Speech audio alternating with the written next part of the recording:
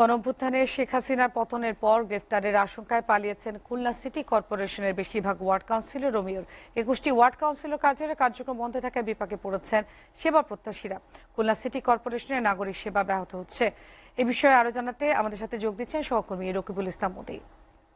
মতি, পালিয়ে যাওয়া যে মেয়র কাউন্সিলর রয়েছেন এই বিষয়ে কি সিদ্ধান্ত নেওয়া হয়েছে, আর এই যে সাধারণ মানুষের যে সেবা ব্যাহত হচ্ছে এই বিষয়ে আসলে পরবর্তী কার্যক্রম কি নির্ধারণ করা হয়েছে?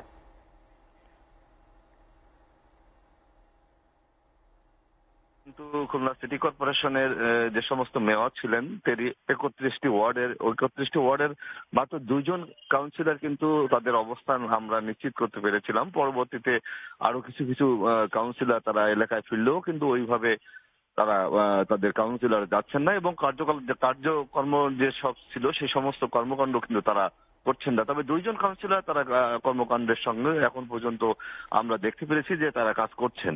আর যদি বলি যে খুলনা সিটি কর্পোরেশনের যে মেয়র মহোদয় উনি সে তাকে কিন্তু 5 তারিখের পর থেকে তাকে আর কোনো তার বাড়ি হামলা হওয়ার পরে তাকে আর কোনোভাবেই পাওয়া যায়নি শহরে এবং কোথাও তাকে দেখা যায়নি। তবে আত্মগোপনে থাকা অবস্থায় আমরা অনেকবার চেষ্টা করেছি তার সাথে কথা বলার জন্য, কিন্তু তার সাথে আমরা ফোনেও যোগাযোগ করতে পারিনি। এই যে সিটি কর্পোরেশনের মেয়র এবং সিটি কর্পোরেশনের কাউন্সিলর এবং সংরক্ষিত যে কাউন্সিলররা রয়েছেন এদেরকে না পাওয়ার করে নাগরিক যে সেবা ব্যাহত হচ্ছে এই ব্যাহত কিন্তু চলমান অবস্থায় রয়েছে। যদি আমি বলি সেটা হচ্ছে 31টা ওয়ার্ডের যে কাউন্সিলররা রয়েছে সেই কাউন্সিলররা কিন্তু তাদের সেবা প্রদান করতে পারছেন না। তার সবচেয়ে বড় সমস্যা হচ্ছে যে 22টি ওয়ার্ডে কিন্তু অগ্নিসংযোগ দিয়েছিল তখন উত্তেজিত জনতারা, এবং সেই ওয়ার্ডগুলোতে কিন্তু যে সামান্যতম একটি চেয়ারও কিন্তু অবশিষ্ট নেই যে সেখানে বসে সাধারণ নাগরিক সেবা যে দেওয়া যায় সেই দেওয়াটা সম্ভব। এবং অনেক বিষয় হচ্ছে যে রাজনৈতিক কারণে রাজনৈতিক আওয়ামী লীগের ঘটনা হওয়ার কারণেই কিন্তু তারা এই জনরোষে পড়েছে এবং নাগরিক সেবা দিতে পারছে না।